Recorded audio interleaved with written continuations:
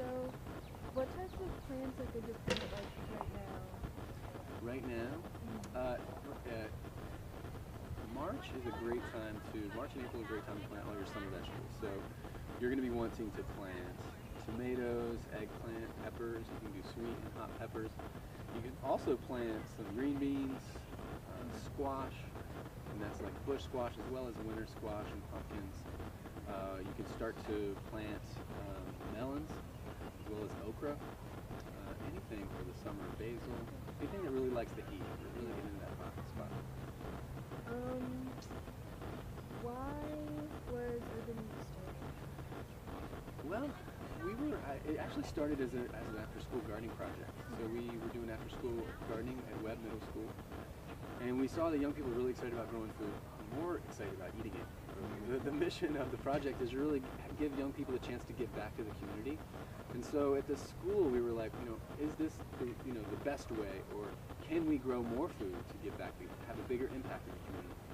And so we decided to research the urban farm model. So we looked at other projects around the country and did some community meetings and did some focus groups with youth and said, is this something that the youth and the community is interested in? So it's really kind of coming together to give young people a chance to give back to the community. Food is a really huge issue right now. There's a garden in the White House. There's farmers markets popping up all over the country. So it's a great way to really capture everybody's attention around food, because everybody's talking about food. Everybody's talking about sustainability, and how to give young people the chance to use that tool and use food as a way to give back to the community and really learn more about themselves. So, do you think that it's important for teenagers to know about sustainable farming? Definitely. I think that everybody eats.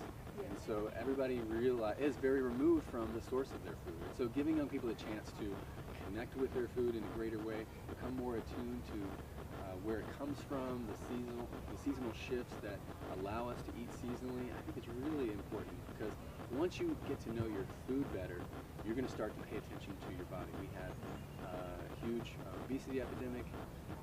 We have a lot of diet-related diseases that are associated, I think, because we don't have good relationships with our food.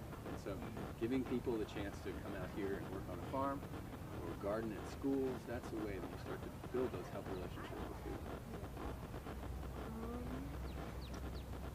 So, what are some techniques that y'all use to grow the food more efficiently? Well, we do a lot of different things. We're not certified organic, but we use very strict organic farming methods. So everything that we put out here is natural, so we use a lot of compost. We're very gentle with the land so that we don't over-till it. We do use tractors, but we use tractors very sparingly just to cultivate the soil. Everything that we do out here is by hand. We pull weeds by hand, we sow seeds by hand, we plant by hand, and we harvest everything by hand.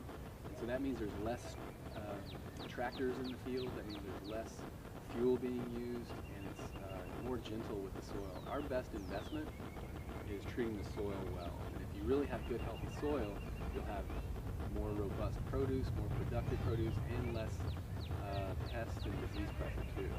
And so really investing in the soil is a really big part of it. We do rotate crops. We do use organic fertilizer and organic pesticides if we have to.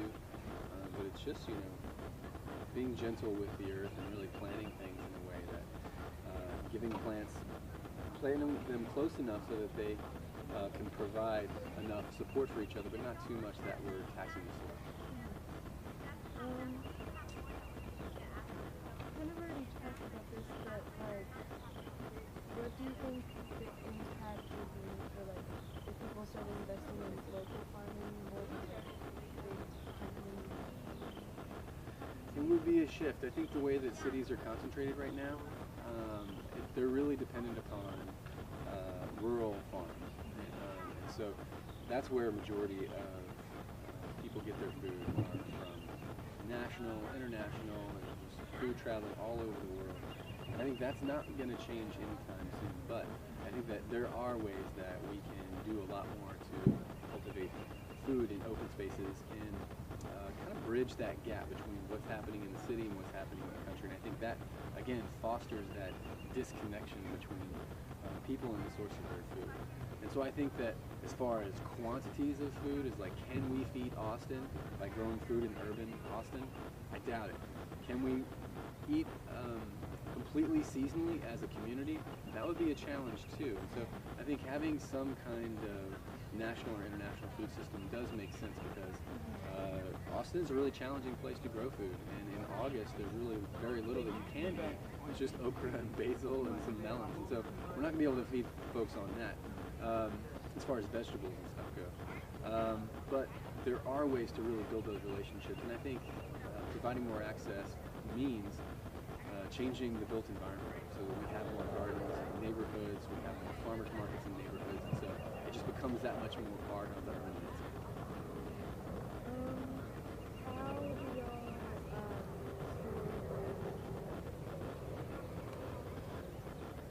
Great question. I think that enough people don't understand the value and importance of what we call post-harvest handling. So we